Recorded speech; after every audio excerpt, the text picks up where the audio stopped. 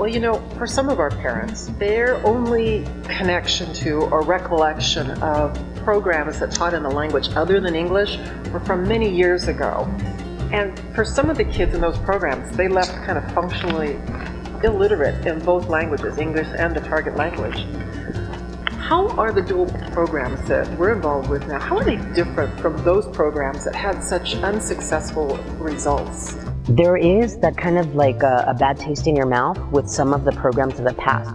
The difference, I think, is there are many differences, but the biggest difference is that bilingual programs of the past really were used as a way to use the native language and exploit the native language to transition kids to English. Whether it was an early exit where students got some native language support till second or till third grade, or whether it was a late exit which offered support until fourth or fifth grade, it was never about bilingualism and biliteracy, grade level academic achievement in both program languages, and that third pillar sociocultural competence. It was never about that. It was always that monolingual lens. And so the difference with dual language is that you actually value both equally, and the native language isn't seen as a way to transition to English. The native language is seen as a way to strengthen English, and English is seen as a way to strengthen Spanish. En español así abreviado, ¿verdad?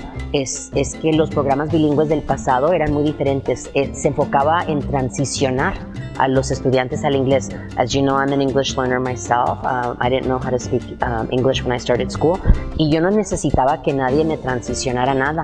Yo necesitaba un programa dual que le iba a dar valor al español. El español iba a apoyar el inglés y el inglés iba a apoyar el español. Pero nunca se tiene que tratar de transicionar a un estudiante a ningún otro idioma. Se le da el valor a los dos. Absolutely. You know, my background and experience was my program that I taught in was an early exit transitional program, and it always grieved me that just about the time that the kids became really conscious and aware of their developing literacy in Spanish, that I was supposed to transition them to English and leave that all behind.